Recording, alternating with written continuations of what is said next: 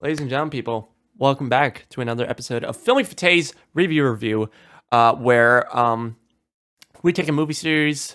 Me and a couple friendos of mine get together. We review our reviewings of certain movie series specifically. Of course, I'm joined by the awesome and Spider-Man enthusiast, Russell Muscle Purcell. How's it going, buddy? Good. How was your 10-minute break? Yeah, it was good. I went to the bathroom. Yeah. Got some water. Oh yeah.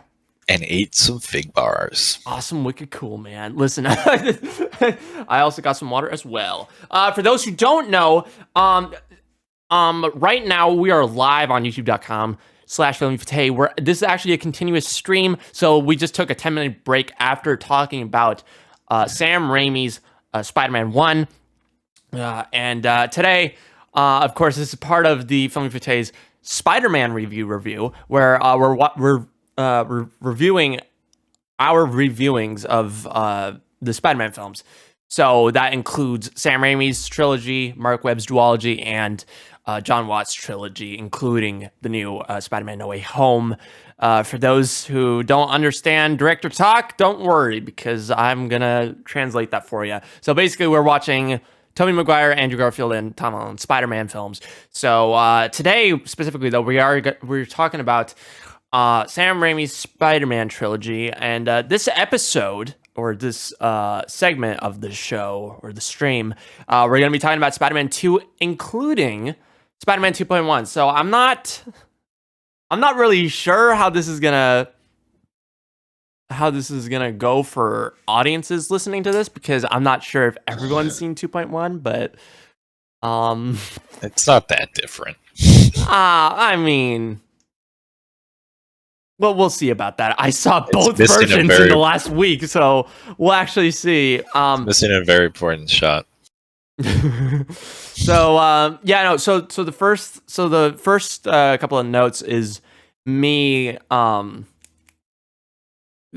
the theatrical cut, and then I have second section of notes talking about the changes that I saw in Spider-Man 2.1. So before I get started, once again, I'm letting you all know, if you haven't seen Spider-Man 2, please definitely go and watch Spider-Man 2 if you intend to, and then come back. Otherwise, I hope you all enjoy the show.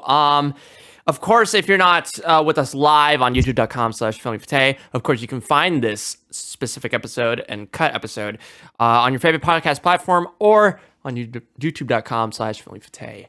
Anyways, Russell the Muscle Purcell, let's just get right into it, shall we? So I'm going to start. So the first note is, this is my personal viewing, but though it has some issues, Spider-Man 2 is the best live-action Spider-Man film yet in the review. This movie is so far the best example of the sacrifices Peter Parker has to make and the responsibilities Spider-Man has. Even without his powers, he still wants to risk his life to help others. This is just a quick little, like, right out of the theater report kind of a thing.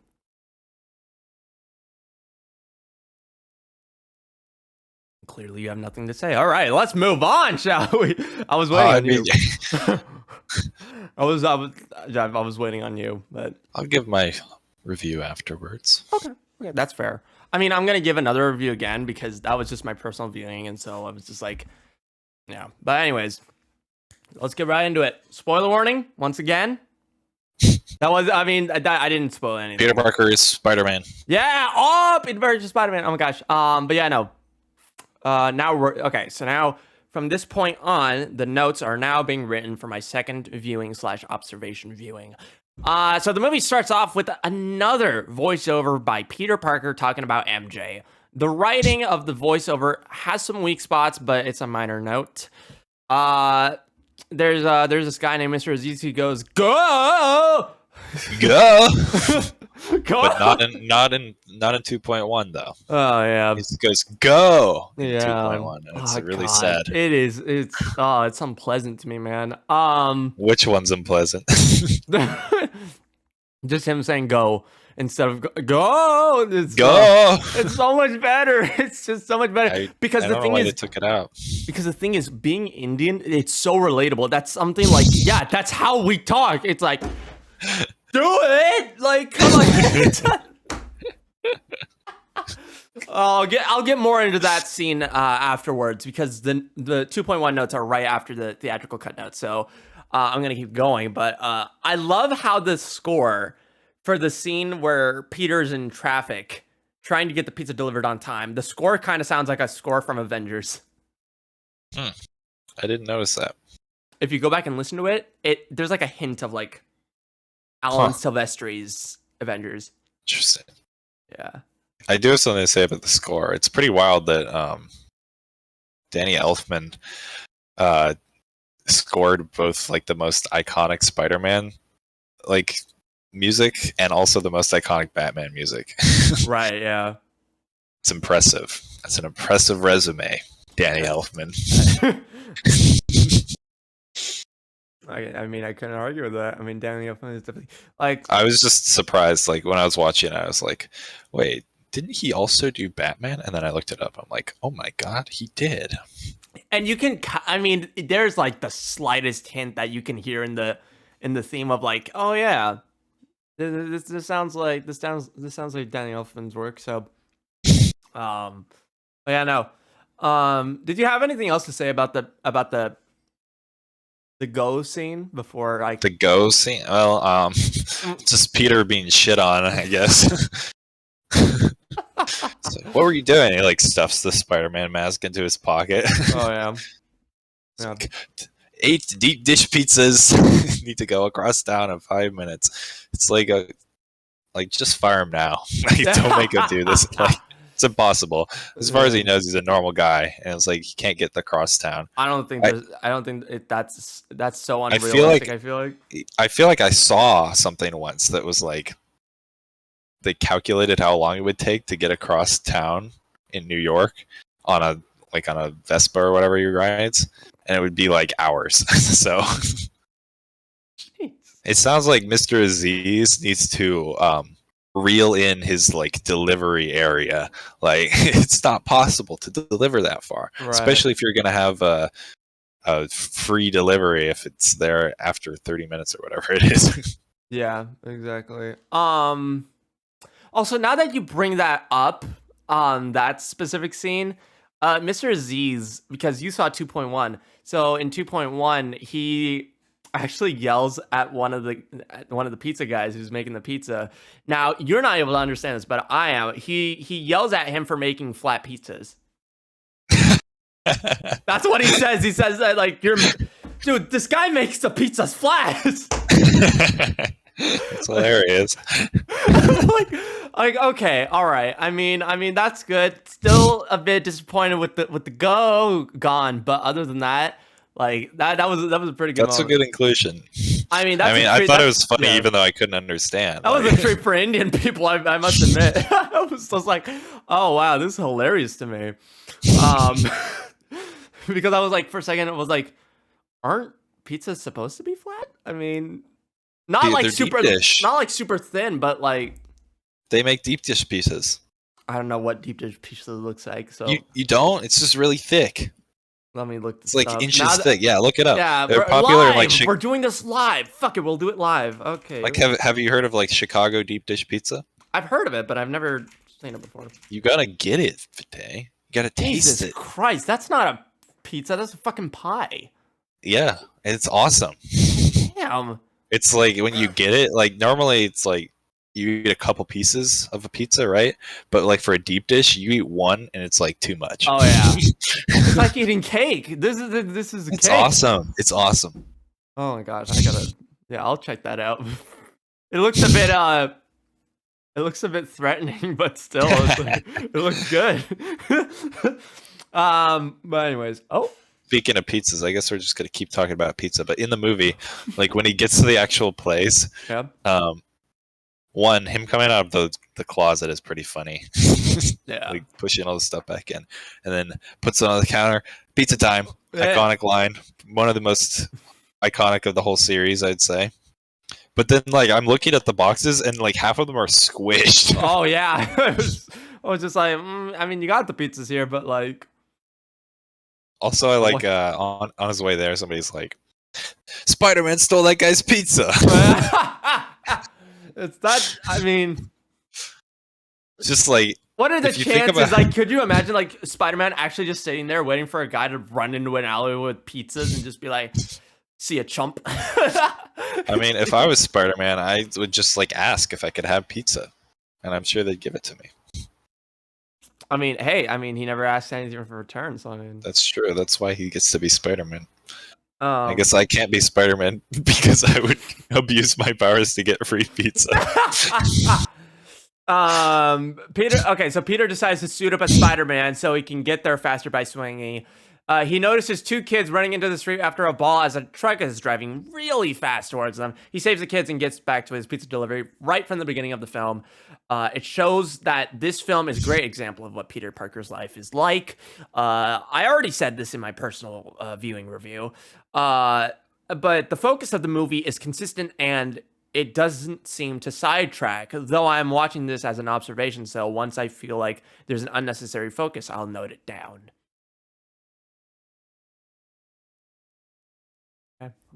I don't have any comments. Alrighty.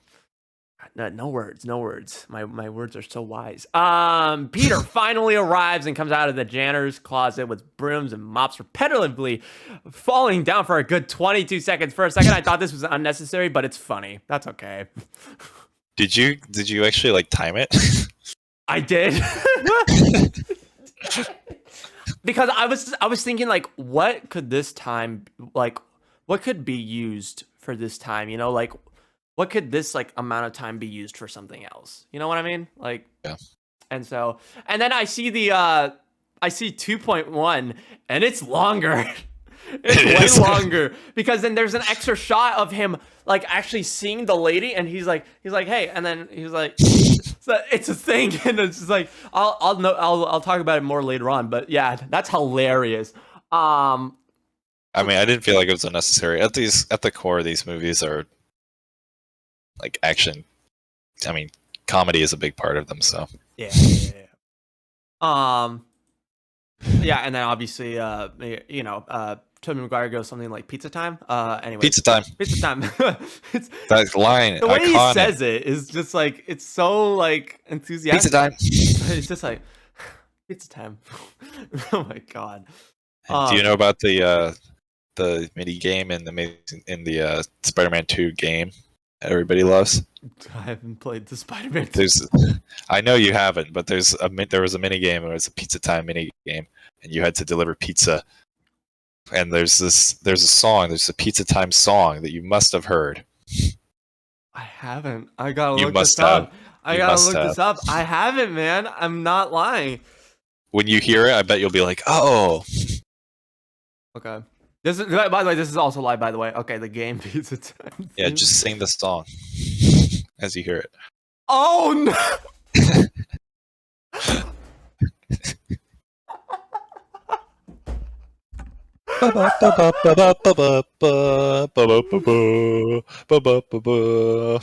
I told you. You've heard it, haven't you? Oh, Jesus, speeds up. This is speeds up. Oh my god. Pizza time. I feel like this should be something that's like on a pirate ship. That's how it sounds later on. Oh, this is fucking hilarious. 18 million views. Yeah, that makes sense. All right, let's move on. Oh, that's hilarious. Oh, Jesus. Oh, I'm sweating now. Oh my.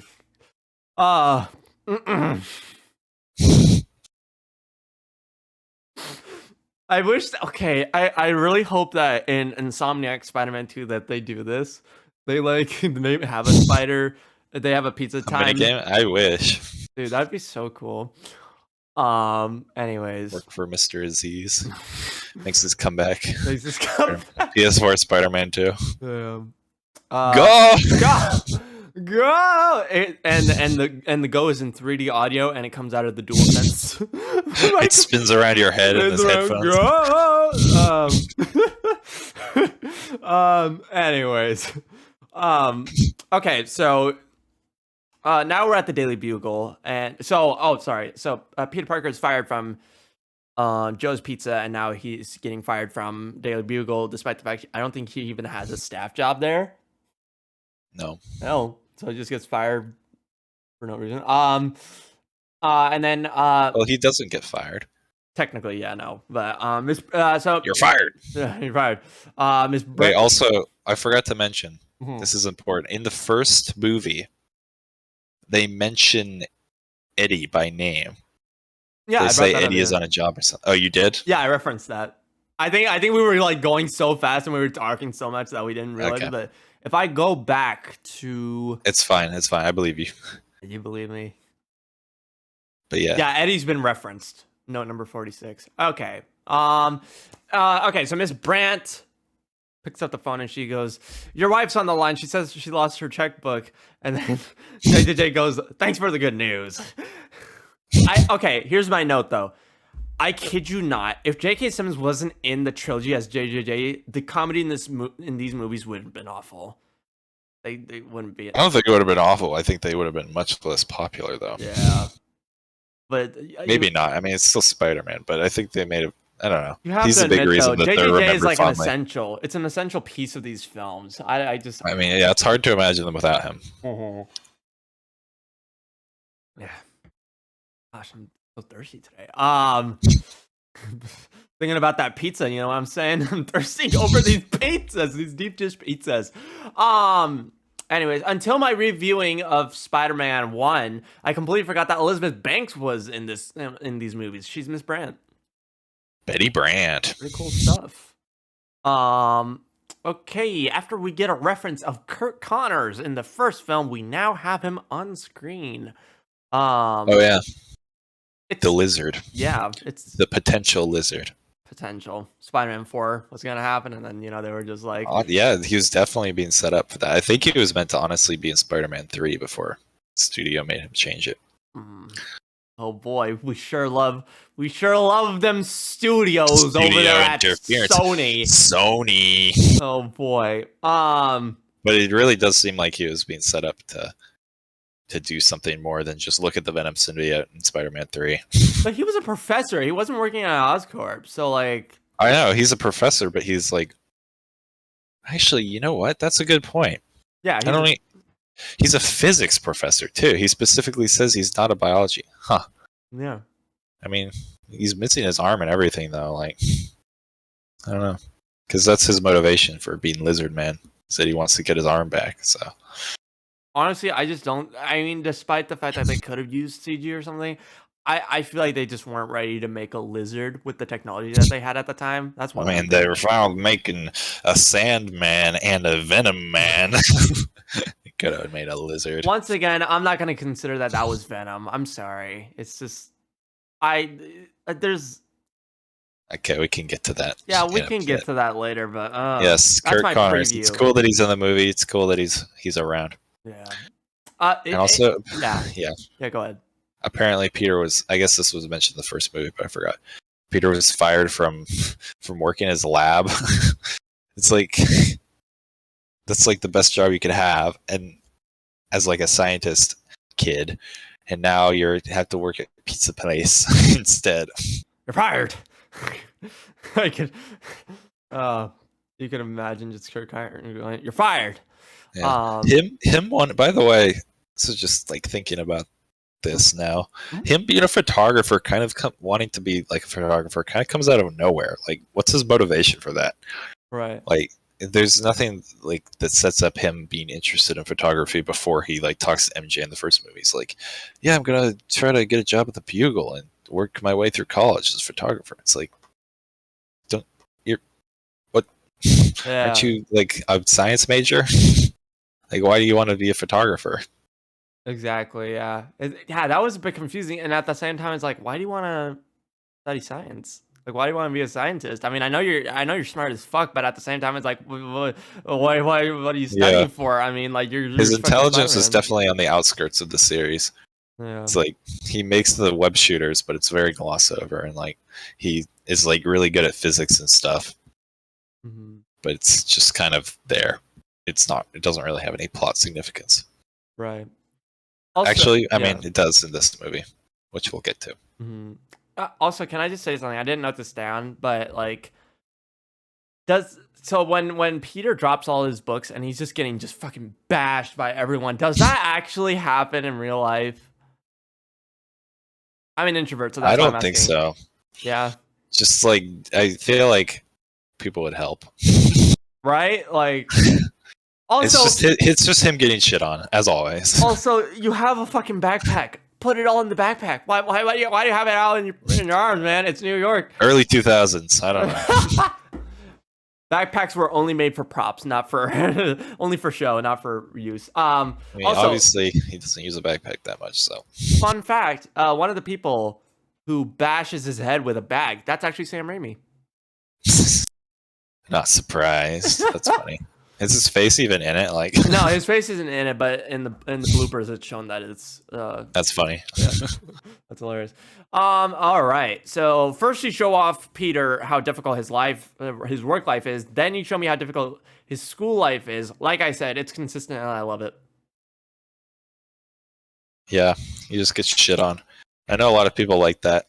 That it's like, if he succeeds as Spider-Man, he has to fail as Peter Parker and vice versa. It's like, yeah, that works, but at the same time, it's like, it makes me sad that he's failing. Yeah. Yeah. I want to see him succeed. Yeah. Okay. Yeah. Peter arrives at Aunt May's house, running into a surprise birthday party. Being thrown. It's my birthday. He doesn't even know it's his birthday. Yeah, man. He has a rough. That's rough, buddy. MJ. Yeah, that's a reference right there. Okay. MJ and Harry are there. Harry talks about how he's head of special projects and that he's funding Otto Octavius's fusion project. Quote, and then this is a fun little joke that I made for Peter here. I'm writing a paper on fusion myself. This is okay. So the next thing is, this is something that stood out to me. First, Harry offers a chance for Peter to meet Otto, seeming like the best friend everyone wishes to have, right? But then he starts talking about MJ, and Peter tells him he's busy, and then Harry brings up him taking pictures of Spider-Man. Excuse me. In the theatrical cut, he's had like 2 beat changes in the same scene. It's just odd to me now. Like, I get that you want to avenge your father's death and all, but it's your friend's birthday. He's going through a lot of shit, and you want to get pissed off at him right now? Yeah. I mean, Harry is disintegrating, I think. Like, he's going downhill. He's just, he has a lot of mental issues. He just keeps getting shit on. Yeah. Why doesn't Harry like give Peter a job? Why did he help? I guess he doesn't want to because he's like mad that his dad liked him more. I don't know. Seems like if they're friends, he should give him a job. It's so misleading. It's like we don't know whether he's mad at him because his father liked Peter more, or is it because Peter takes pictures of Spider-Man. Oh yeah, I guess it's that. It's so confusing. He's like, you know who Spider-Man is, and you won't tell me. He killed my dad. But it's like, Peter wouldn't have to take pictures of Spider-Man if he had a job that supported him well. So, yeah. Yeah. Also, I'll get into that a bit. Peter notices the bit, so we cut immediately. No cake, no nothing. This is in 2.1, which I like. Like, Harry, I know I keep bringing up 2.1 and 2 and mixing them, but like I feel like I want to talk about it since we're at that scene right now. I feel like it's a good thing in 2.1 that like that he does apologize to Peter for like ragging on him on his birthday, and then he doesn't do that in the theatrical. He does not, because I actually saw a featurette for the 2.1 cut, and they were actually saying that they wanted to make the scene tense for the viewers in the theatrical cut, so that's why they did that. So when he gets up and he's just like standing there, before it cuts to him holding the picture of him and Norman, I think. That's where they cut to the shot of the bills. So Peter notices the bills, and Aunt May puts a $20 bill in his hand and starts to break down. The scene makes me feel sad, and that's what's great about this movie. It makes you feel. Yeah, I feel like the emotional moments in all of these movies are pretty strong. Okay. I don't know how I'm gonna intercut this because this is also an extended scene. But Peter takes out Peter takes the trash out, and MJ is sitting there. This is kind of a throwback to the first film, but setting wise, like, you know, how the shot is. Okay, now this is another thing that stands out to me now. In the previous film, it was established that Peter only wanted to be MJ's friend to keep her safe. In this movie, she's basically obsessed with Peter. She puts her hand on his face, and my goodness, the romantic tension is there. As an audience, you want them to kiss, but that's not what happens. She wishes Peter happy birthday, and as she's walking away, she mentions that she's seeing someone. I actually giggled at this because this is what I mean by obsessed. She clearly wants to be with Peter, but because he can't or won't, can't and won't, she's dating someone else, I guess, to rub it in his face or to see what he says about it. I'm just Well, I would hope it's because she still wants love and companionship and not to be even worse than she already is in these movies. But yeah, I felt like that scene went on too long, and that's the scene where he's like, "I'll come see your show," right? Right, yeah. Mm-hmm. Yeah. And then she's like, "Don't disappoint me." It's like, wow. You already think he's going to. I felt like that scene went on too long in 2.1, which is the only one I watched.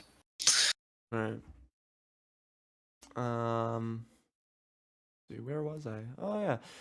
We now meet one of the very important characters in my eyes. One of the very important characters in my eyes, Mr. Ditkovich. Yes, Ditkovich. Whose name is he's named after Steve Ditko.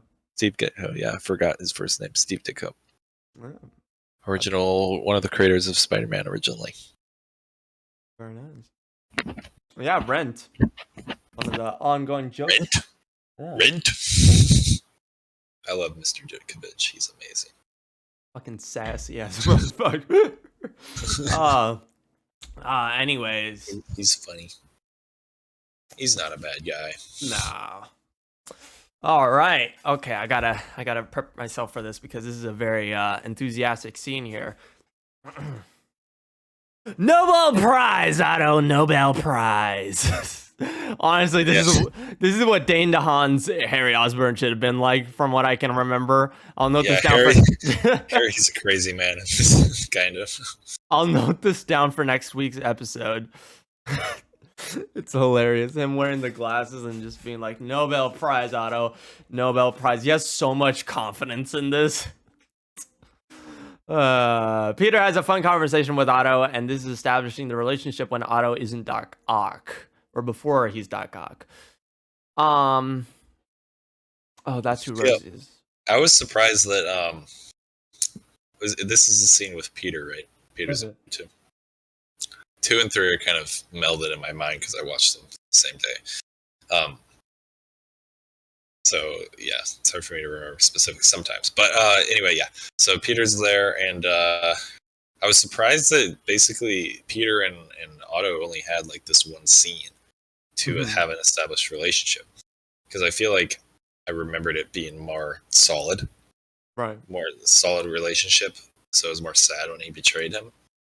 Or when Otto turned evil, I should say. So Yeah, I was just surprised it was just one scene. Maybe I was influenced by Spider-Man PS4, where they have a solid relationship beforehand. Yeah, I honestly think both Doc Ocks are great in my opinion. I do too. Yeah. Okay. It's funny that Rosie, Otto Octavius's wife, it's funny that Rosie would ask Peter if he has a girlfriend. Like, would you ask that to a random student? I mean, I know it's sweet, and it's also the reason the conversation of Otto falling in love with Rosie begins. No, that was definitely contrived. It's like nobody would ask that. No one would ask that. Like, oh, it's like me meeting you for the first time. It's like, hey, you go to this class, huh? You got a girlfriend or anything? Yeah, it's such a a weird thing to ask as a first question. It's like that's not a way to get to know somebody. Like I know. But the thing is that this does later give more impact to the character later on. But just to think about it, it's just something to think about. Yeah.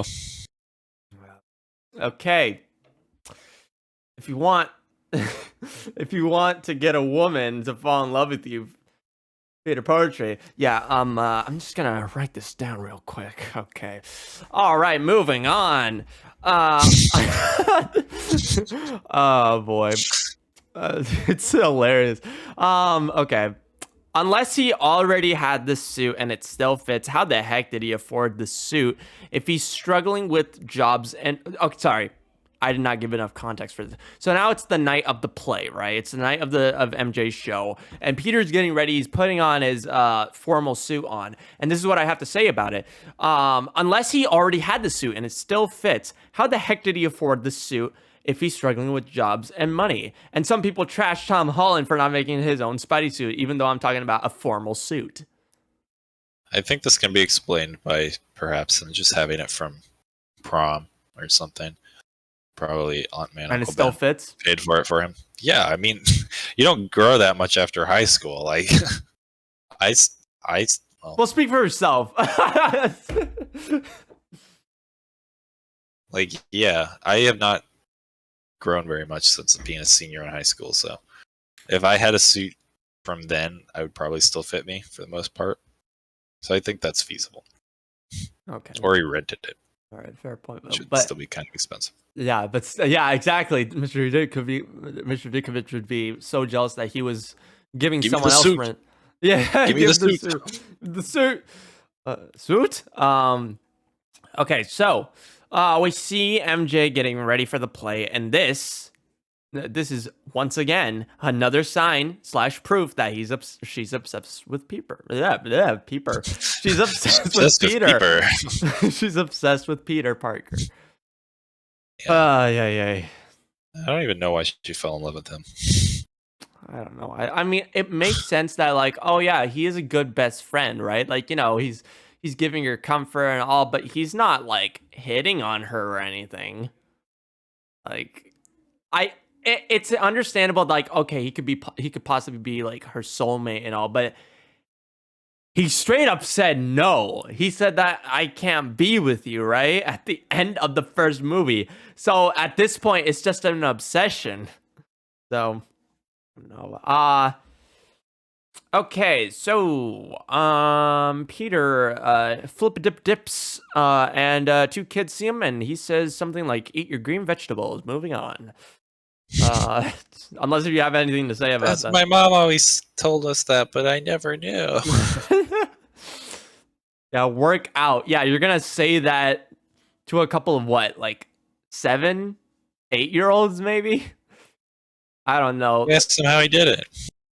What would you say? I would say, like, you know, stay healthy or something. What are you gonna do? Drink milk. Like, but like work out. Like, how he do that? Sure, that makes sense. But like, to be fair, I mean, you could do that if you work out in practice. Like, that's possible for a normal person. It's possible, but I don't feel like most kids would do that. Most kids are just. Well, like, he's an adult. They can work out. And then no, I mean the kids who are asking that. The kids I know. were asking, like, So they have time to work out and get to the point where they can do it before they're an adult. okay, bud. Sure. Whatever you say. They're not asking how to do it tomorrow or something. It's like you got hit by a car, basically. Like, I don't think they're expecting to be hit by a car anytime soon. Oh, okay. This is how you know it's a film from the 2000s. There's a shot of a woman shouting, "Go, Spidey, go!" This isn't a bad thing, but I just found it funny. More amusing extras. Yep. Shots for some reason. There's a lot of those. I think it works, though. I think it works to show how much the city is on his side. Mm-hmm. How Okay. much he's beloved. Okay, actually, before I get to that note, though, there is that other note from Spider-Man 2.1. If I can just find that clip, I'm gonna get back to it again. Whatever I'm saying right now, I'm gonna repeat it again, but it's gonna be like a speed round. Okay, so we see Spidey take out the two criminals and gets in the car, and he takes off his mask. Yeah, I get to drive. Yeah, but. I get why this wasn't in the theatrical cut either, but why the fuck would you take your mask off in public? Why would you do that? I don't know. Apparently he puts his suit on while he's driving as well somehow. Or maybe he stopped the car somewhere. And then here's a note from the theatrical cut. Peter shows up in the criminal's car, busted up, and a cop says he's gonna tow it if he doesn't move it. It would be hilarious if Peter actually said, "That's not my car." That would be hilarious. That would be suspicious, though. The cop would be like, "Whose car is it then, sir?" I know. That's called comedy, sir. Anyways. It was funny. Yeah. Oh. You didn't think it was funny? Which part? When he says whatever, or when I made he says whatever. I don't know. I don't know about that bit. I was just like, okay. It felt a bit sassy, but okay. Like, sure. Oh boy, I like them. I like them Bruce Campbell cameos in these movies. Anyways, yeah. I like the detail of Peter being on the other side of the street from where MJ walks out of the theater. Peter sees her with her boyfriend, and a cop car pass by, reminding him of his responsibilities. I like the composition of this shot. Yeah, I feel like there's a lot of those shots where he's like across the street from MJ, and then he just disappears before she sees him. That's the thing with everyone is that's with most characters is like, okay, they're there, and then like something moves by, and then they're gone. It's like, what the fuck? Yeah, they do that a lot in these movies. Yeah. Yep, MJ's boyfriend, J. Jonah Jameson's son, the astronaut. Yeah, the astronaut, local American hero. Anyways, okay, so this is where this is where this movie gets interesting, everybody. And this is only the 29th. This movie sucked ass up until now. Yeah, until now. Now this is where the movie picks up. So Spidey's in the middle of web swinging, and when his webs stop coming out, oh, what? I said that in a weird way. Excuse me. I have a burp in the middle, and it's not coming out. Great. So Spidey's in the middle of web swinging when his web stops coming out. Now, I have to admit, as much as I'm not a fan of the organic webs, if he used the actual web shooters from the comics and future movies, Spider-Man 2 might not have worked, let alone happen, maybe? I don't know. Well, yeah, definitely. Also, I'm watching this with subtitles on, and I noticed that when he's trying to shoot the web, that shot, the subtitle says, "Spinneret Thwips." Interesting. Spinneret. I guess that's the official name for his little creepy vein, his web creepy vein organ that exists in his wrist. Imagine if he shot the webs out of his booty, like swung around the city like that, like an actual spider.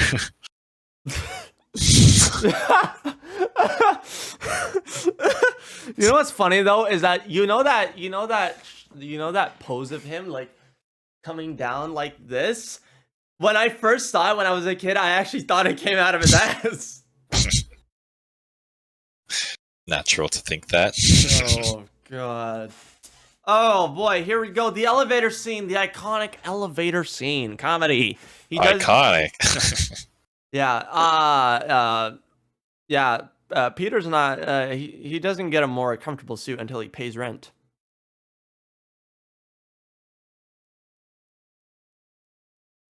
And clearly that joke didn't land. Okay, we're gonna move on now. Look, I get that it's a movie and this is the story, but when Peter calls MJ, it's a bit difficult for me to watch because she gets pissed off as if he was her boyfriend and he didn't make it to the play. That is your best friend. Maybe he had, say, a paper due soon. Then would you still be mad? Okay, maybe that's not the best example, but hopefully you get what I mean. Yeah, I mean, MJ is very hypocritical. Yeah. Yeah. Just generally toxic. Mhm. So, the phone call gets cut off, and Peter talks to the public phone, telling MJ that he's Spider-Man. Okay, note that I said it was a public phone, but this is the way they chose to tell the audience why Peter can't be with MJ in case anyone didn't see the first movie, maybe. Yeah, I guess. I mean, there's a lot of people walking around New York, and he's much more obvious than other times about Yeah. his secret identity, so it's not a big deal. He's just saying this in public. Mm-hmm. So it's Otto Octavius's assistants are revealed, and I love those arms, man. The fact that they were practical, it's so cool.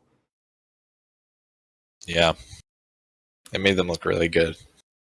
Otherwise, for the time, I mean, obviously the CG, as we've seen in these movies, a little rough, but the arms look really good because they're mostly practical. Yeah, I mean, I'll say this movie's CG is far better than the first one. It actually kind of holds up today. If you, I still notice some sketchy stuff. yeah. We're not calling this a perfect movie, Russell. Some would, definitely. Okay, so one like just proving my point right now. So you're gonna give an auto protective wear, but not the guess. Okay, bud. Sure. Oh hey, Daniel Day Kim is in this. Nice. Also, quick note: I think he'd be a great Martin Lee if that were ever to happen.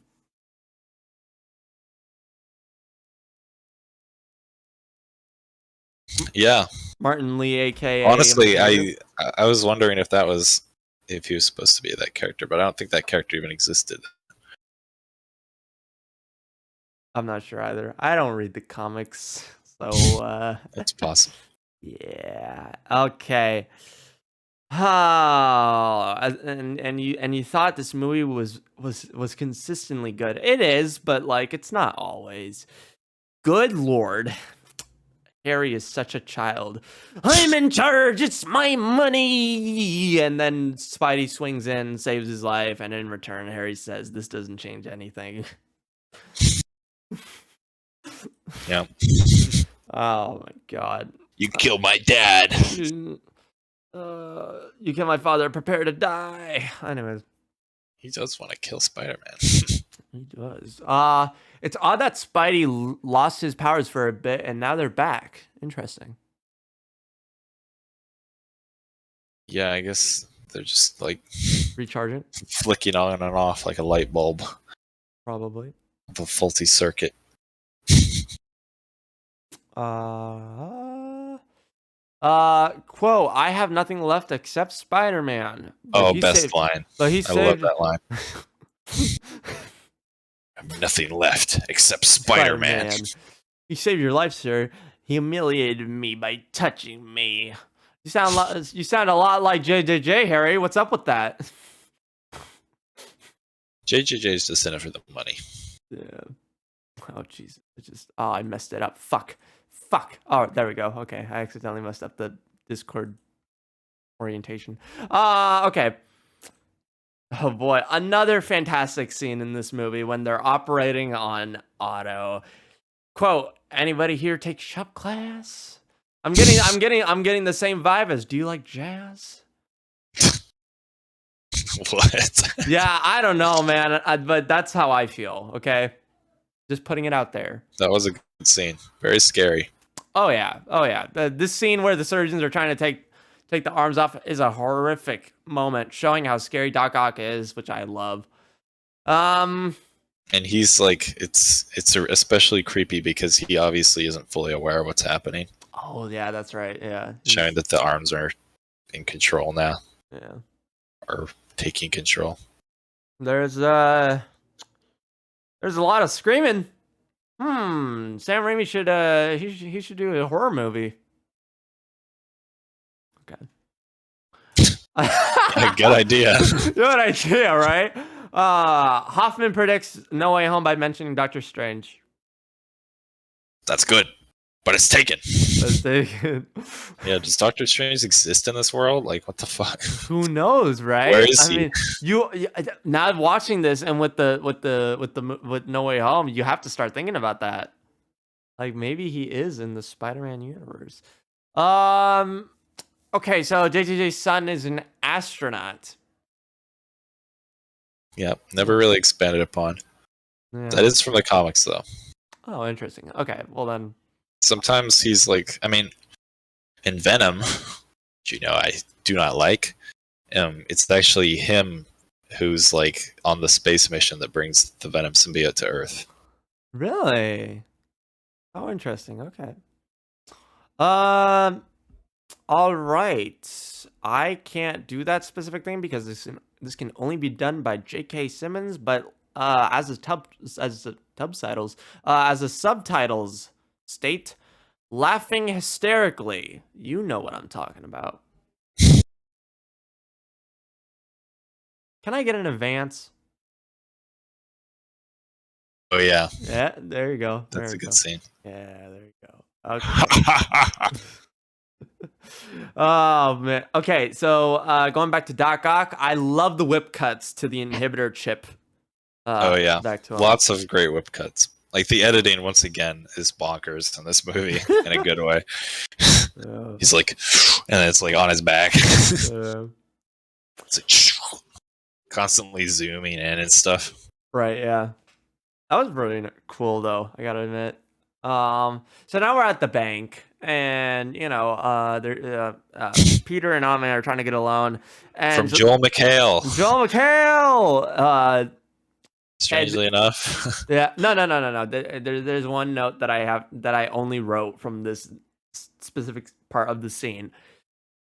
$300 for a toaster. What the actual fuck? No. You're depositing the money in the bank, so it's still yours. You have to set up an account and deposit $300, and then you get a toaster for free. That's still. I don't know. Maybe I'm dumb. I don't know. Maybe I'm done. Maybe I'm done. Encourage people to make a bank account. Yeah, a toaster. Yeah. No, a toaster's a great way to open up an account. Yeah, sure. It's gonna work for Aunt May. Anyway, this scene is just like quintessential comic book stuff because it's like they're in a bank with a giant vault with sacks full of metal coins for some reason. Just like something that would obviously never exist in real life but makes perfect sense in a comic book world. And I love how they're like throwing them at each other, using them as weapons and stuff. It's a great scene. You got your change. Yeah. I love how the cops are like, put your hands up, all of them. Oh man. Okay, so for that scene, I love that Otto went through all the trouble of making a special coat for the tentacles. You know when he can just when he rips it off? Yeah, it's a one use because he never does it again. Yeah. Also, where do the tentacles even hide? Like That's they're gigantic. What I was thinking. I was just like, what? Listen, it's a comic book movie.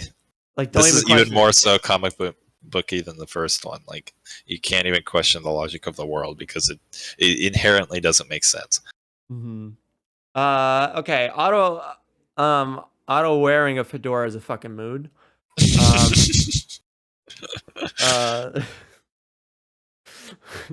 Just having the tentacles just taking off his fedora it's just so cool. It's such a good comic book moment. It's not like a major comic book moment, but it's just one of those like minor details. The ways he uses tentacles is great. Like it always feels like they are a part of him, and that he uses them as if they're just extensions of himself rather than machines. Right. But yeah, once again, here's your change. Finally, a good Spidey quip. You know, people say Aunt May is violent in this film, although they're not wrong. It is for the right reasons. So this is when Joel McHale, there's a coin rolling towards Joel McHale. He picks it up, putting it in his pocket, and then Aunt May goes, and then, you know, slaps his hand. And then everyone calls her a violent woman. So what are you talking about? Yeah, no, I kid you not. Cosmonaut Variety Hour goes out of his way to say that Aunt May is a bitch in this movie, and I'm just like, what the hell? I'm telling you, man, he's just doing it for the views. He's pointing out the most dumbest things. Like, what makes you think that by, you know, like stopping someone from stealing money is called being violent? I don't know. This is the problem with the internet, is that like I go on the internet and then I see all these discussions of like, oh, this Peter's better, oh, this Spider-Man's better, oh, Aunt May's a bitch, Marisa Tomei is way too young to be Aunt May. It's like, it's like sometimes I just want to turn off the internet and just you know, just let it be. But you know, it is what it is. Otto grabs Spidey and Otto grabs Spidey and two of the tentacles smushes Spidey's head. Nice reference from No Way Home to Spider-Man 2. Because if you've seen the trailer or the poster or the image from the magazine, you'll see that Tom Holland's Spider-Man is getting crushed by the tentacles as well. Yeah, it's a good thing he didn't use the spike. Oh yeah, that's true. Although I think they did show off the spike in the No Way Home, so I just mean like that could instantly kill Spider-Man if he used that. So yeah. Also, it's funny how it is, now that you bring that up, it's funny how that he decided to put in a spike in the first place. Unless if that's something afterwards that he did, but like, yeah, that's a good point, because they're meant as utility, not weaponry. Right? Like, it's like, I think I should put a dangerous spike in the tentacles just in case I need to stab somebody in between containing a mini sun. Just gonna pierce the sun. Anyways, a lot of screaming. Lots of screaming in these movies. Oh. And zooms into people screaming. Right, yeah. If I remember correctly. More screaming. That's literally what I wrote. The first note is a lot of screaming, and the next note is more screaming. And then, okay. Oh, gosh, this is such a great comic book movie, man. So Doc Ock takes Aunt May, and Spidey says, give her to me, and he's like, all right. And then as he's going up, he drops her, and then he literally goes with such a fun face. He goes like, Butterfingers. Yeah, it's so good, man. Oh god. And then yeah, he's so good. Yeah, and then Stan Lee moves a person away from the falling debris. He's the true hero of the trilogy. Because if you... so did I misremember that? Like, what's his cameo in the first one? Is it the same thing? Yep, it's the same thing. He's just saving people from falling debris. Huh. Yeah, he's the true hero of the trilogy. Not just for creating Spider-Man, but you know, he's actually saving lives. And that's the thing with these movies. Okay, now that I bring this up, I was gonna bring this up, and I actually write a note about this in Spider-Man 3. But does no one get hurt by the falling debris ever in these movies? I mean, except for like Spider-Man 1 when the guy gets bonked by that lamppost. But they just don't show the people who get destroyed by falling debris because these movies are rated PG. Marvel Studios is gonna work on a docu-series on the people who got bonked in the head with debris. Yeah, good idea. Exclusively on Disney Plus. Anyways, the fight scenes The fight scenes, in terms of CGI, are far better than the first film. Spidey saves Aunt May, and dialogue is a bit weird. It was also a bit confusing. Give me a moment. Gosh, a lot of burping today. Apologies.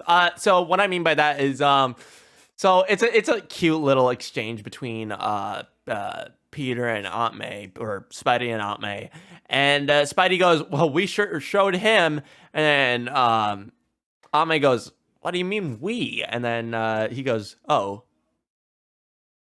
Spidey's like, that was a bit weird for me. I don't know. This movie is fucking weird. All the movies are fucking weird, so I'm not gonna argue with that. Okay, so we're now at the planetarium. Yeah, planetarium, and so JJJ's son is MJ's boyfriend. Oh boy, yeah. I'm sorry, I couldn't get that out with a straight face. For those who don't know what I'm talking about, earlier in the movie, when Peter's talking to MJ, he goes, "Oh boy, yeah." So, oh, I appear to have a Discord message. I'll have to check it on my phone. Anyways, so MJ gives Peter a look as if Peter ruined her life. Like what? Oh.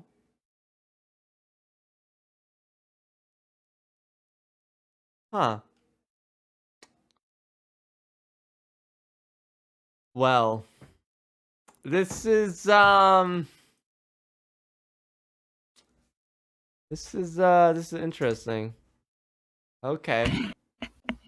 Oh, there he is. Hello. Hey, buddy.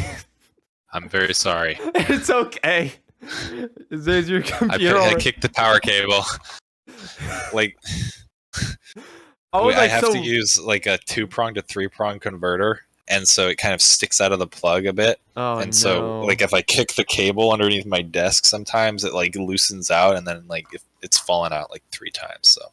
Oh no. Yeah. Oof. Yeah, I'm back now though. Oh yeah, he's back. He's back in action, guys. Anyways. My windows are open. Wait. So did you hear? So what did you last hear?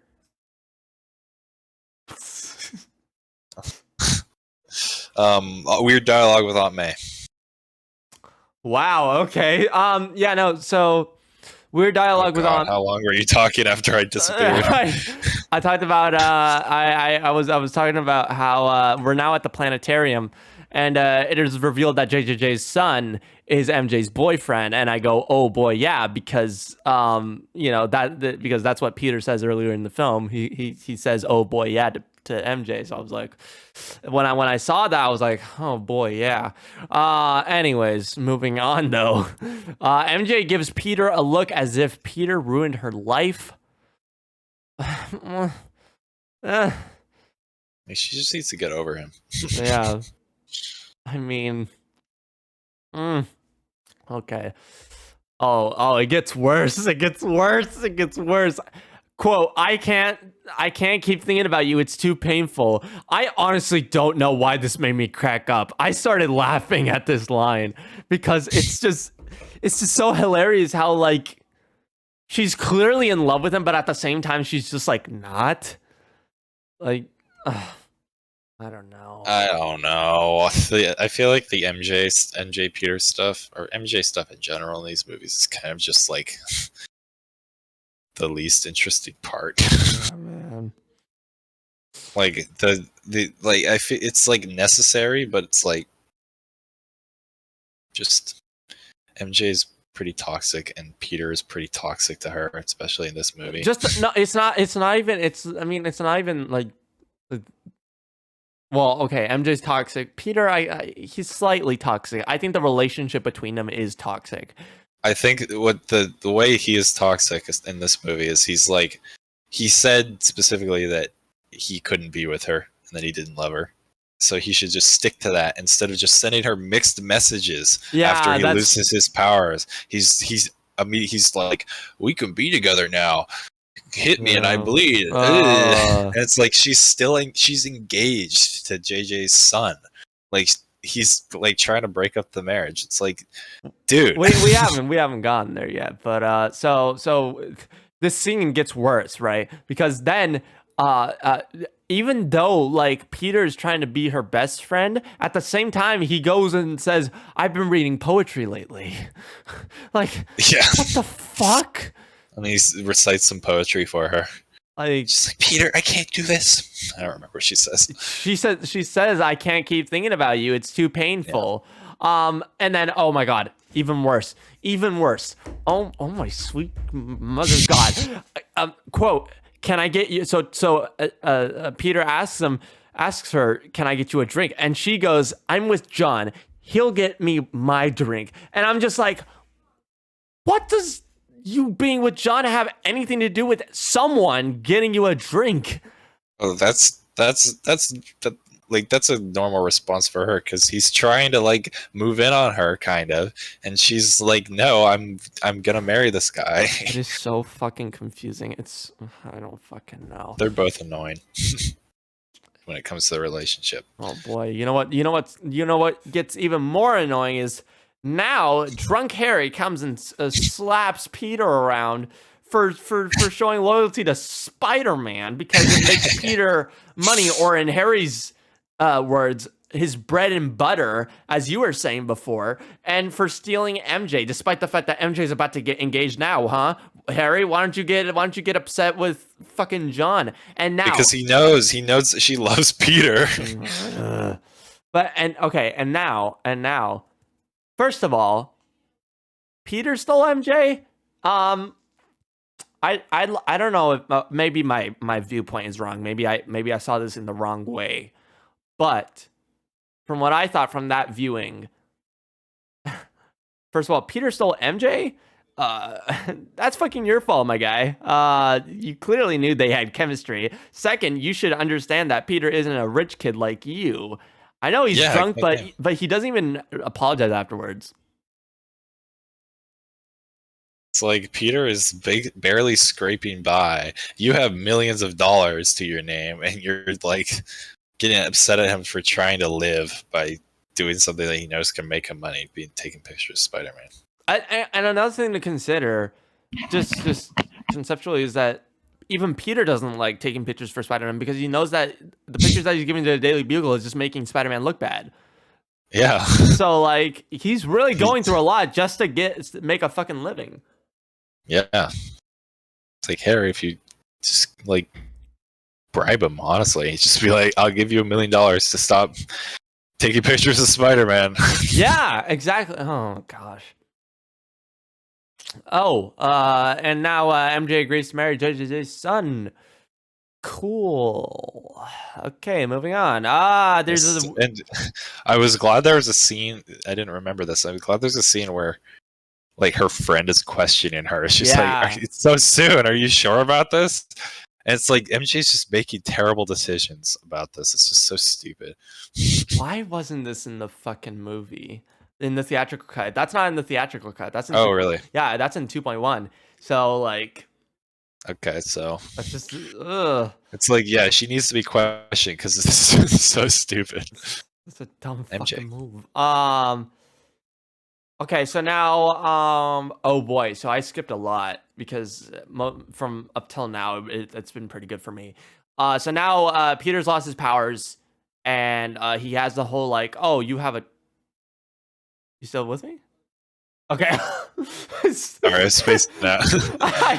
I started. I'm listening. Like, did your power cut out again? So no, I'm just standing very still. So now we're in the montage of when like Peter, when Peter's like he doesn't have any powers, he's made his choice, he's no longer Spider-Man, right? And at the very end of the montage, after like Let me just say about the montage first. Go ahead. Once again, the editing is so funny and weird. I know.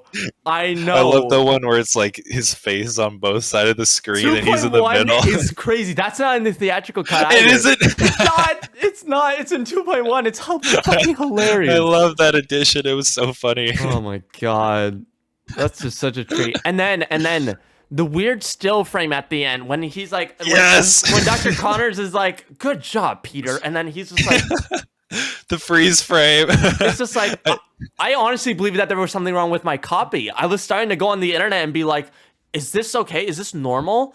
Because I thought it was gonna like fade to black or something too, but then it just keeps going afterwards. Right? It would have made more sense if it just faded to black. Oh my god. Is that in the theatrical? No. It just keeps going. It's just like yeah, that was so weird.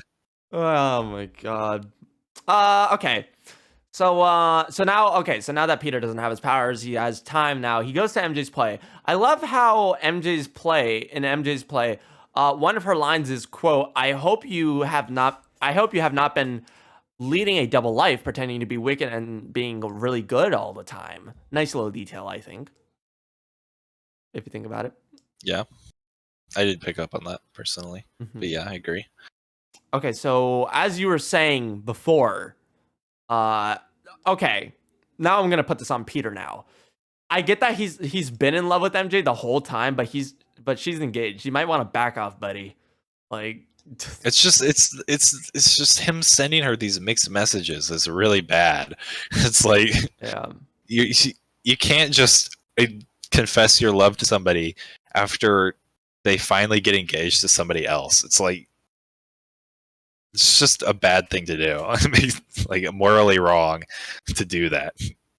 Oh boy, I mean, look, I'm just gonna point this out right now. I really like The Amazing Spider-Man 2, despite what people say about that movie. I like it. Okay, I'm sorry, but I like it. It's a thing with me. I know that movie is a mess, but it's like it's like a banana split. Okay, it's really good, but it is a mess. But here's the thing: this whole situation, I feel like it's worse than Amazing Spider-Man 2. I think it's worse. So you'll see what I mean when you watch it. But anyways, I kind of remember. But anyways. Yeah, it's like another thing before I move on. It's in the same scene, but like Peter asks MJ to think about it. Like, what the fuck? She's engaged. Why is she gonna think about this? Obviously, she does think about it, but it's like this is so bad. This is really bad. However, Peter very nicely asks MJ if she wants chow mein, and in response, she says, "I'm getting married." First of all, the writing in this is fucking horrible. I will say that out loud. I normally never say this other than The Last Airbender by M. Night Shyamalan. That movie is a fucking trash fire. But talking about this is horrible writing. I'm never able to notice this and say this out loud, but this is bad writing. Once again, what does you having you can tell I was really pissed off at this scene. I wasn't typing this right. Yeah. What does you getting chow mein have to do what does you getting married have to do anything with getting chow mein? Like what? She's like, I'm not going on a date with you, I'm getting married. Right. Honestly, I just don't think romance was something Sam Raimi just was good at. I don't think it was good at. I'm not sure. Yeah. I mean, unless if he's done like romance, like actual good romance in other films that I haven't seen, but in these films, the romance that he writes is bad. It's fucking bad. I mean, was he? I don't know if he was even the writer. Oh, was it? Oh wait, yeah, you're right. Maybe I should fact check before I fucking. Oh hey, look at that. It was Alvin Sargent. Well, we all know who to blame now. I'm not gonna blame him. It was 2000s, okay? It was a rough time. Anyways, yeah, it's not a big deal. Yeah, I'm not gonna fucking go on the internet and rant about this. Oh wait, that's what we're doing right now. Anyways, Peter decides to tell Aunt May what really happened to Uncle Ben.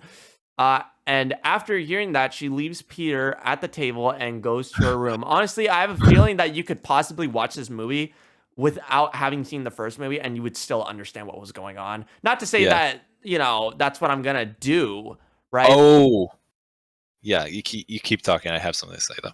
Okay. Not to say that that's what I'm gonna do. Like I'm not gonna not watch the first movie again, but like it's something I've realized. Go ahead. Speaking of like not needing to see the first movie, like the intro scene with the art of like the events of the first movie, remember? Like the title sequence, that is awesome, and it's a great way to catch the audience up, because I mean this came out a couple of years after the first one, and also for people who might not have seen the first one to get into the story. And it's a really beautiful art, and I'm pretty sure by famous comic book artist Alex Ross, who makes like photorealistic artwork, like comic book artwork. I really like that. Very interesting. I mean, they kind of do the same thing with Spider-Man 3, but Spider-Man 3 is It's footage. it's so much worse than Spider-Man 3. Yeah. Like, Isn't Spider-Man 3 just footage from the last two films? I think it's not art. I can tell. Or I don't. It doesn't look good. I don't remember exactly.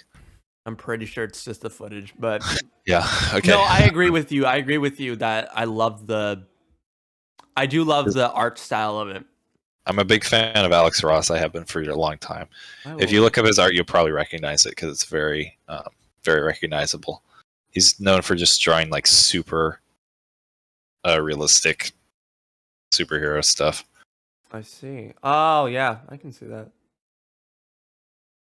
Well, you know what? I'm just gonna point this out right now. My friend is currently setting up a D&D campaign, because guess what, folks? FilmyFateh's is going through character development. He's actually gonna get into D&D now. And finally, after many years of not even realizing there was a comic book shop near me, we're probably gonna set up a game there. So I might actually try and find some Spider-Man comics, because Cool.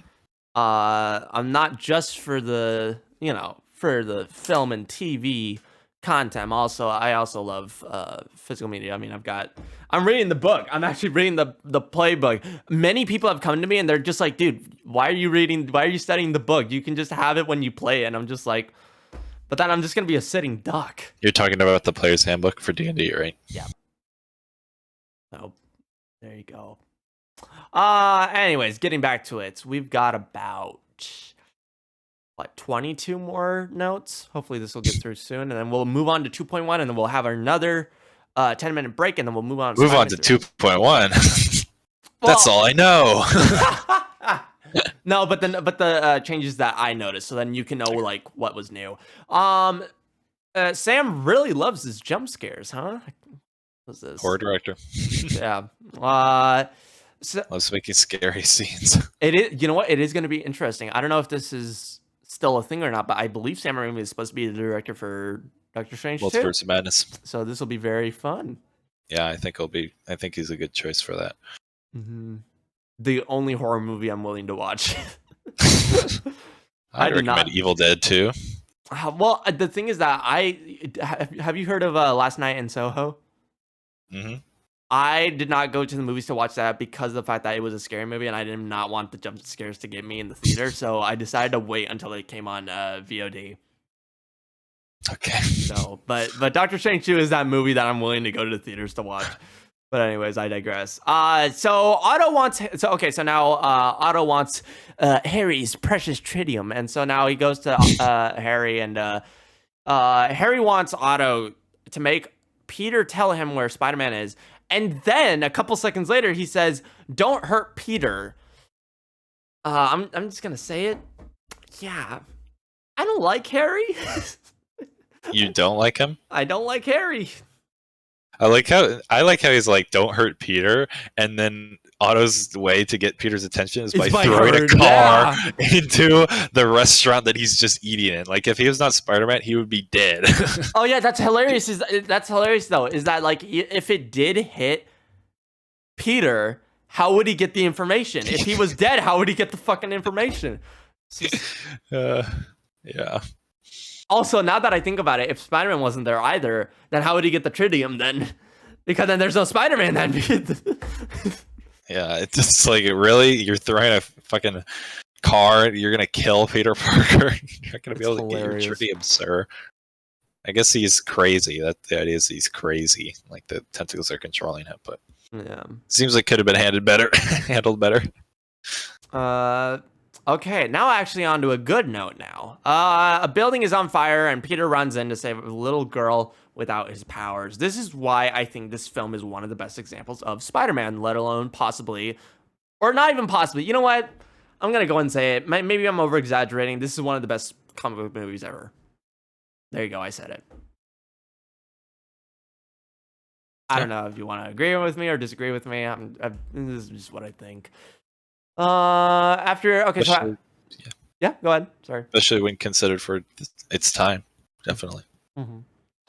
After Peter rescues the little girl, he hears that someone was trapped on the fourth floor and they couldn't save him. This gets Peter to think, what if he had the powers, right? Like, so that's why, like, it's good. The story is good, but when you see the flaws, it's just really bad. Like, what the good things in this film are so good, but the bad things are like really bad, right? It's like, once again, yeah, another bad thing with this film. Damn, Ame gave away Peter's comic books. You don't give away a person's comics books, you idiot. Why? Obviously, I'm over exaggerating. Obviously, it's a joke. Ame is perfectly fine in these movies.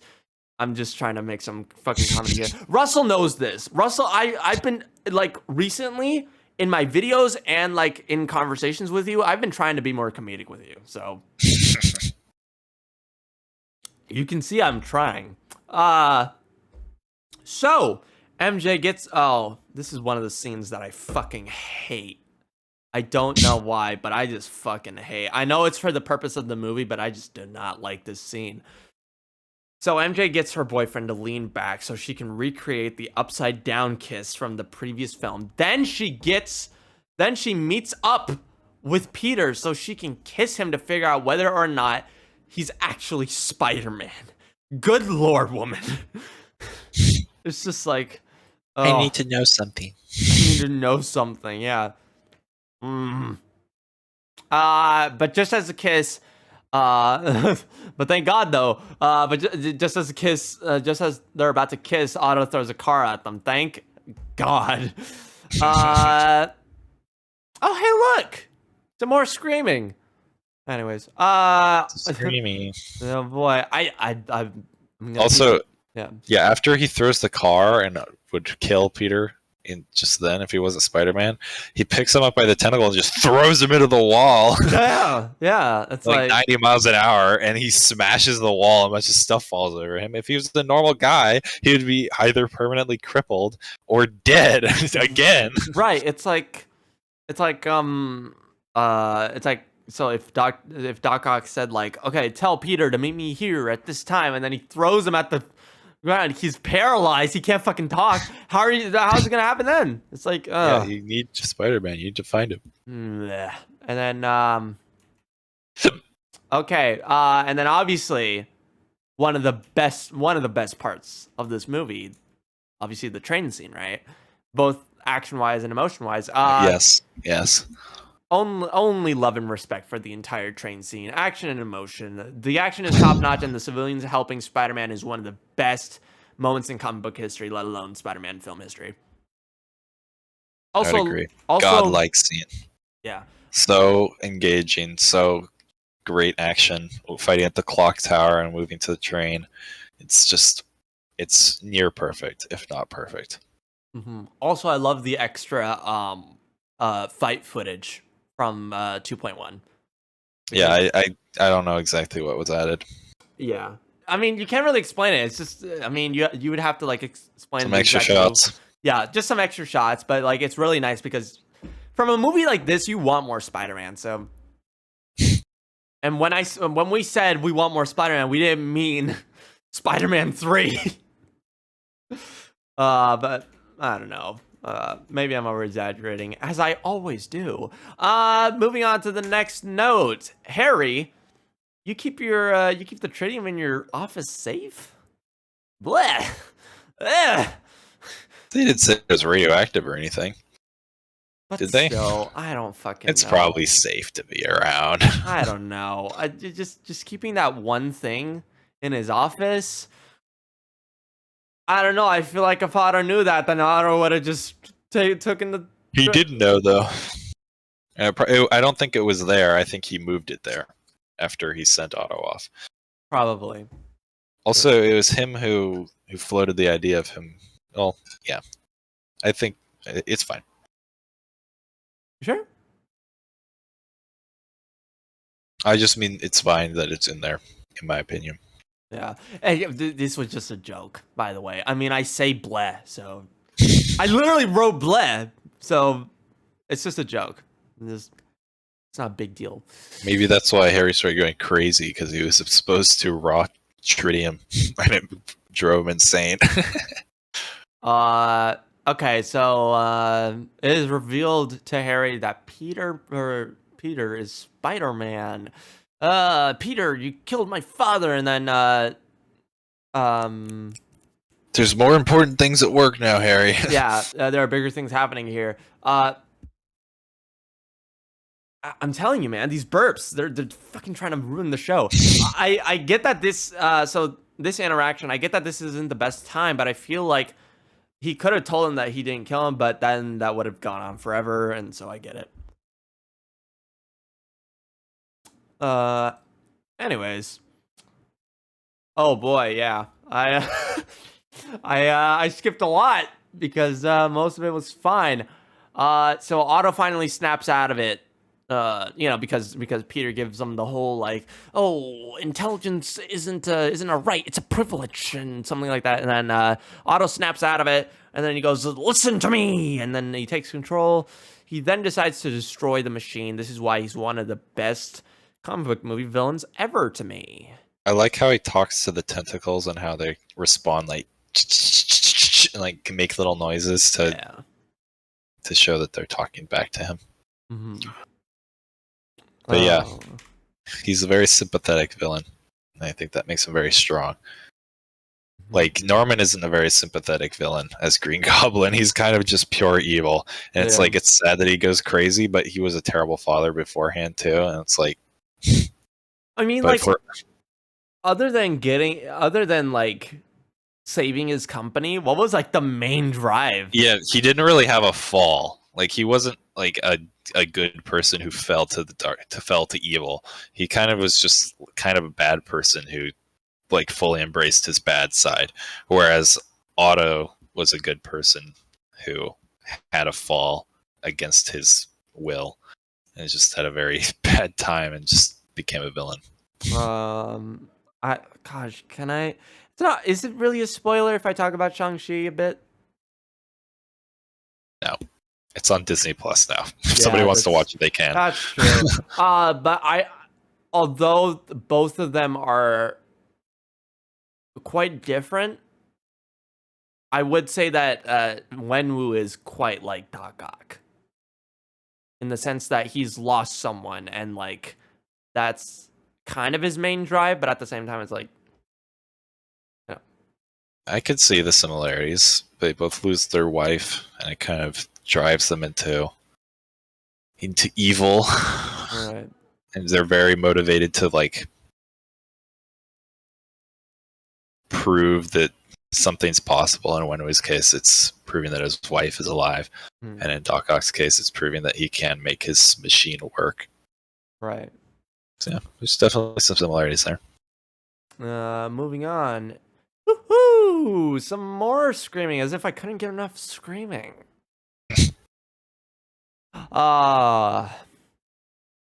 Okay. I feel like I maybe over-exaggerated this. Maybe I was just like too fed up with MJ and Peter's whole thing, but so the line is Peter says, in case we die, and then MJ interrupts him and says, you do love me. And then I wrote in all caps, obsessed, and let the man finish his sentence. Goodness gracious. It's like what if he wanted to say something else? In case we die, I just want to know that I was always there for you, or something like that. It could have been something like that, but no, she was just like, you do love me, because she's so fucking obsessed with Peter. God. And then he's like, yeah. That face is so good. Oh man. And the scream. I also felt like that was unnecessary, but at the same time, it's like No, that was 100% necessary. I mean, you know, he's gonna save her, so Yeah, but that face just makes it so much better. That's Yeah. raw fear, anger, terror, all rolled into one. Okay, so we skip through the entire thing. Doc Ock sacrifices himself. Peter and MJ get out of there. And you know, they have a chat about like, oh hey, yeah, I can't be with you. Okay, bye. And so this is the one note when See, mixed messages. yeah, You yeah. can just- Peter, when MJ's grappling down, the web is coming out of his wrist. Ugh. Oh yeah, that part's gross. Oh god, it's so fucking. Like, Oh. slowly extending out of him. Ugh. Yeah, that was revolting. Ugh. You see, if it was the web shooters, it would be perfectly fine. I would be like, okay, that makes perfect sense. That's fine. But anyways, I think this is the only good part with Harry in this movie. Harry talks to his dad. Dad says something like, "Avenge me!" And then Harry discovers that Norman was Green Goblin. This obviously teases that he's going to become the next Green Goblin now that he's found the performance enhancer and glider. Yep. Yep, that's it. That's all. Yeah. I forgot that there was a tease about that. Oh yeah, no, he you know, once again, you know what? I love how involved Willem Dafoe is in all three movies. Like, he doesn't have to be, but he is. It's hilarious. But yeah, no, you know, Willem Dafoe goes, "Avenge me!" And then Harry goes, "No!" And then he throws a dagger at the mirror, and then he finds all the pumpkin bombs, and then, you know, yeah. Yeah. Yeah. So, okay. Oh boy.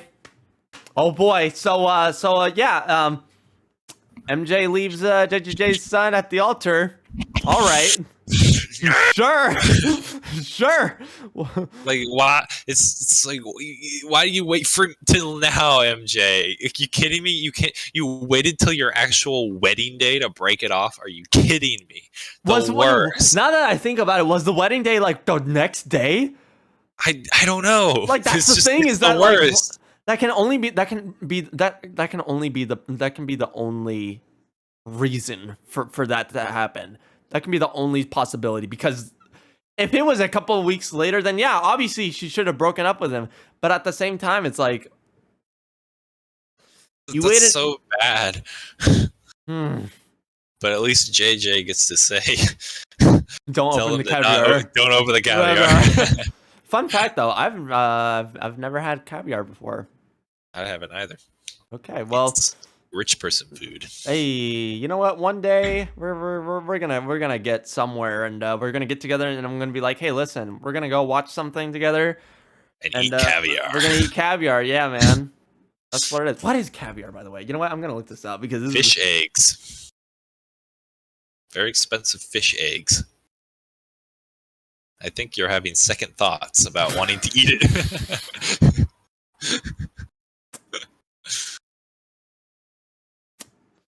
Yeah, Russell, we're just gonna scratch that. How about that? Instead of that, we're just gonna, you know, sometime later in the future, Spider-Man 6 is gonna come out, and we're gonna get together.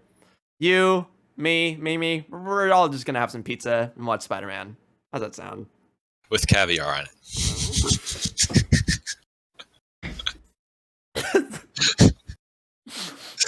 No. You're something else, Russell Purcell. Anyways,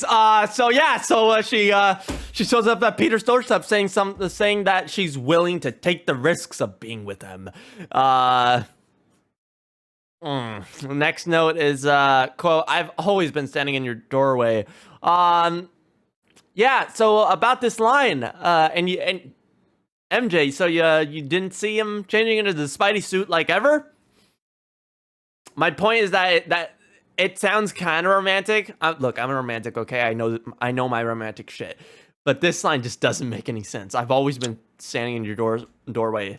If anything, that's just creepy. I think it's like metaphorical. I don't know. Still, I mean, come on. Who has the brains to think that's metaphorical? Come on. Obviously you. But anyways, so she says, "Go get him, Tiger," and he jumps out the window. Oh, I still have something before that though. Okay.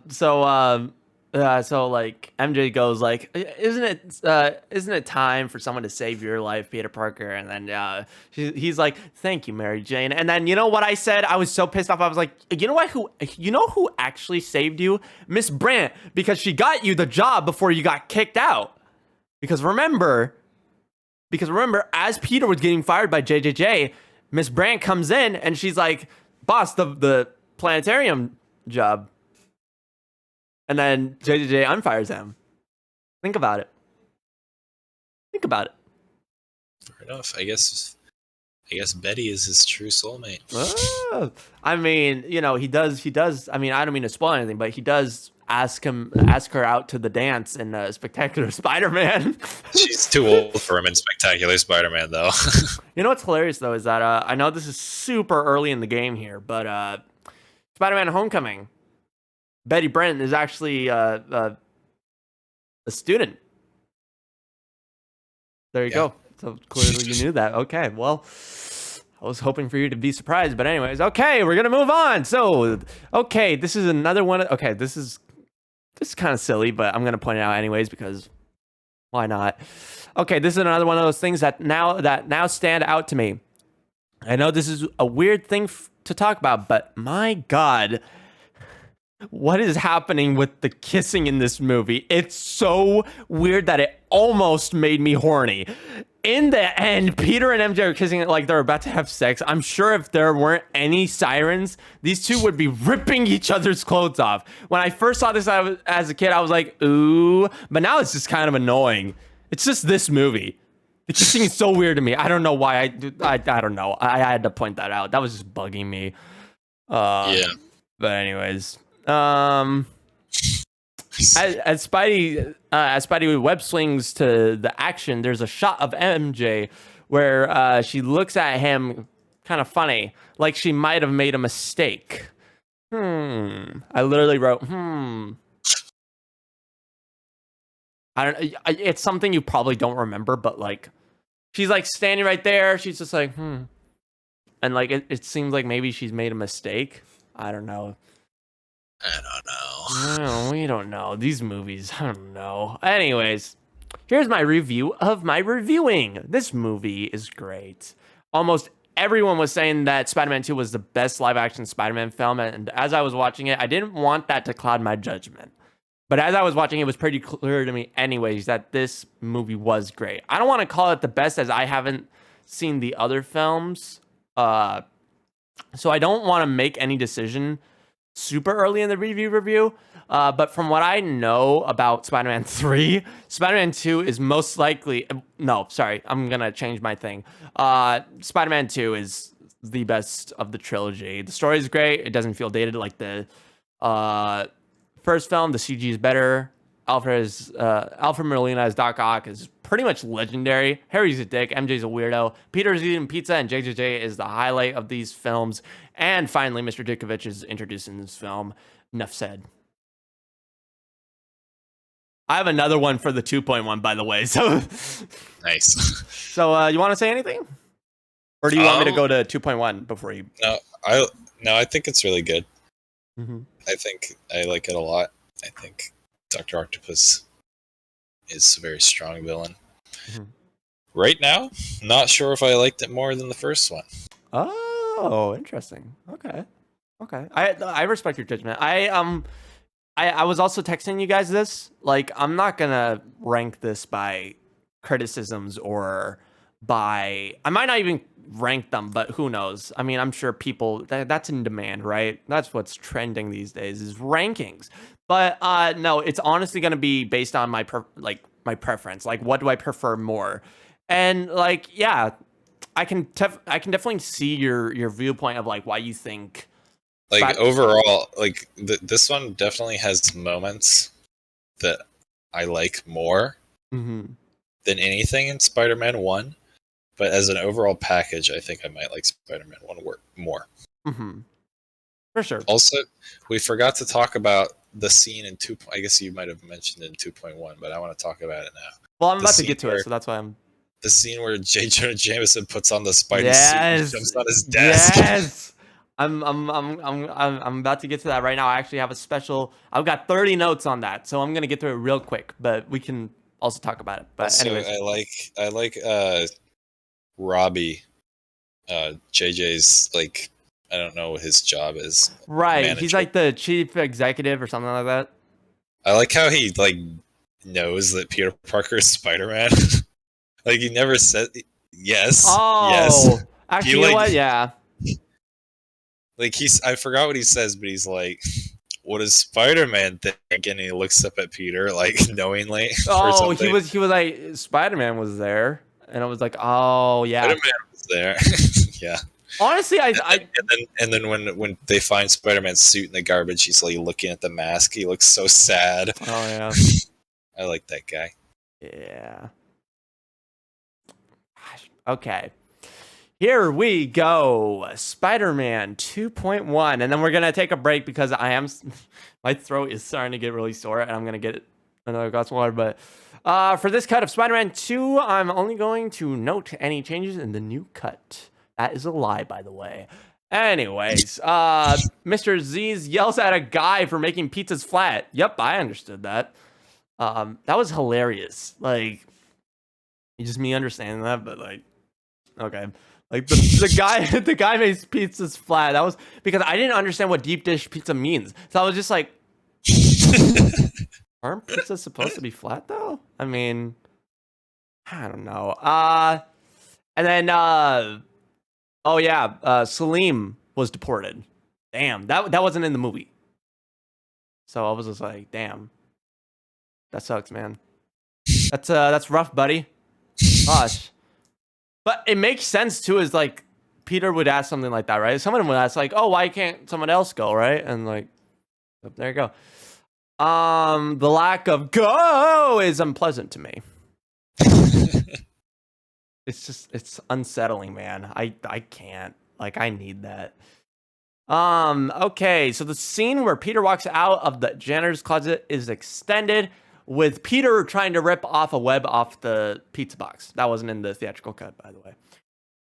Also, just to save my words, because my throat is really starting to get sore, anything that I say here is not in the theatrical cut. So, remember that. Okay. This is where I lied, by the way. Pizza time. It gets me every fucking time. Every time. It's hilarious. So after he's unclipped all the pizzas and everything, Peter walks towards the janitor's closet until the lady tells him where there's an elevator. It's hilarious. Okay, this change I like. During Peter's birthday party, Harry brings up Spider-Man for the second time, but this time he mentions how he wants Spider-Man dead the same way Peter wants the killer of Uncle Ben dead. He doesn't bring that up in the theatrical either. Then he apologizes to him for saying these things on his birthday. He says Peter's his buddy and that he's family's. Why the hell was this not in the theatrical cut? But then I watched the feature and I realized like, oh, that's for the tension. So yeah. And now we see everyone singing happy birthday to Peter, and then it cuts to the shot of the bank letter, which I find hilarious because you would assume that, like, okay, for the birthday party, you would at least see the birthday cake, but no, in the theatrical cut, there's no birthday cake. Just cuts, and then, like, it just makes everyone assume that, okay, yeah, the birthday party happened. MJ explains how, MJ explains how she got on the billboard and how she got in the play. MJ mentions that she's seeing somebody now, and Peter says it's therapy. Fun little comedic bit. Oh yeah, that was a good line. Yeah. Not sure if this was new, but there's a shot of Peter turning on the police radio monitor. That's just a small thing. Maybe he does in the normal cut, in the theatrical cut, but that's something I noticed. There's a new bit of the scene when he goes to meet Otto, where he meets Rosie at that time, and then it cuts to them at the table. New shot where Peter says, "If it works, it'll change the way we live." New shots of cop cars colliding with the criminal's car as he's on his way to the show. Let's see. Okay, we see Spidey take out the two criminals, and he gets in the car and takes off his mask. Yeah, I get why this wasn't in the theatrical cut either. Why would you take your mask off in public? And then there was some more Bruce Campbell footage. It was a bit more, so I love that. The elevator scene is different. The guy tries to pitch different ideas for Spider-Man other than print. I don't hate this change, but I'm not a fan of it, because in the theatrical cut, he's saying, like, because he doesn't think he's actually Spider-Man. He just thinks like he's a random guy who has a Spider-Man suit on, and he's like, nice suit, and then Peter in the theatrical cut goes like, rides up the crotch a little bit.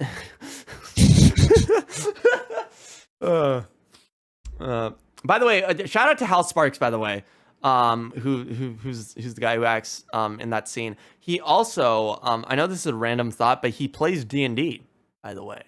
He's in Geek and Sundry's starter kit, that series. So there you go. There is now a new scene where Peter's in class, and in the class, in the scene, he's testing Otto's fusion equation. But then the sketch goes on to the letters MJ with hearts, and then Peter with half a mask on. That's not in the original cut.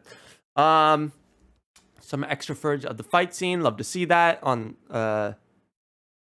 Wait, was this in the train scene, or was this in? No, this was in the bank robbery scene. And then why is this happening to me? I don't think this was in the theatrical cut, but I also think this is also a comic book reference from what I've seen in Into the Spider-Verse, in that little comics book. Why is this happening to me?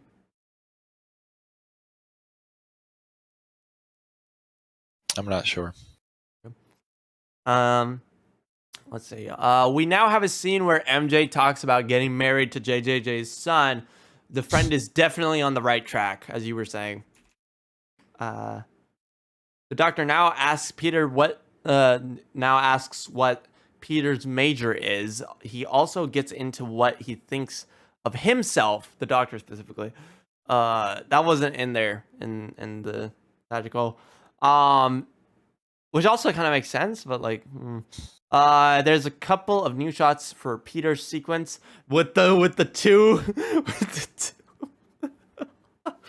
just two faces, just in the corner. I love that. That weird still frame is still there. Wait, so the still frame is in the theatrical cut? It is. Oh, okay. Oh god. This sequence of JJJ wearing the Spidey suit should have been in the theatrical cut. Fucking hilarious. A bit of Somebody's yelling outside. I was like, oh, is everything okay? I hope so. Episode 2. A bit of new footage for the "I'm back, my back" scene. The extra footage of the train sequence is quite spicy. Should have been in the theatrical cut as well, but obviously because of budget reasons, it makes sense. This is just an afterthought, but does Harry know where Otto is making the machine? When Peter's like, Harry, you gotta tell me where MJ is. You gotta tell me where Otto is. Does Harry know? I don't think so. I don't think he Harry didn't even know he took MJ.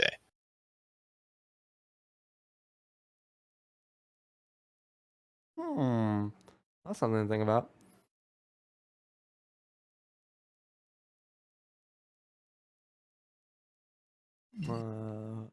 Doing okay, buddy, old pal? You doing all right? Yeah. Yeah. Somebody keeps yelling. Are they yelling at you, or are they just yelling at each other outside? Yelling at each other. Okay, good. I was worried. I'm gonna go look real quick. I'll be back. Okay. But anyways, here is my review for the third reviewing this week. I've seen this film 3 times in the past That's week. a lot. That is a lot. Well, I'll leave it. Okay.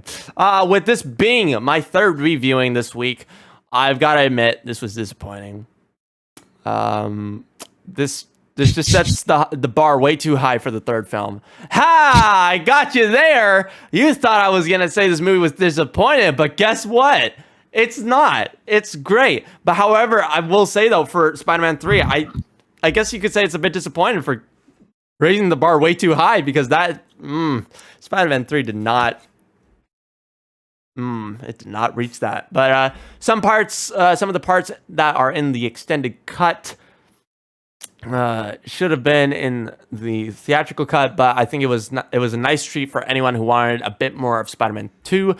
I plan on seeing the extended cut of Spider-Man 3, but that won't happen anytime soon. The only reason why I saw 2.1 was because Russell accidentally rented 2.1 instead of 2, so I wanted to be able to talk about what he saw too. And then I already pointed out that Hal Sparks is a guy who plays D&D. So yeah, there you go. That was Spider-Man 2 and 2.1. So you already talked about. Do you have anything else to say about it, or do you want to just? Not really. I think it's a good movie. Like it. Okay. Once like the first one, I think nostalgia blinds a lot of people to its flaws, which there are a lot of. Once again, and I think maybe even more than the first movie. Right. But it's like the highs are higher and the lows are lower, I guess. So right, yeah. But anyways, ladies and gentlemen, this has been the Sam Raimi's Spider-Man 2 review. I'm actually going to start using that naming convention now. For people who are viewing us live, we're going to take another 10-minute break. And for those who are listening to this later on as an individual episode on your favorite podcast platform or youtube.com/FilmyFateh, go ahead and jump on to episode 3 of the FilmyFateh's Spider-Man review. And that's about it. Hope you all have a great rest of your day or week. If you're not going to be sticking with us, and see you in a bit.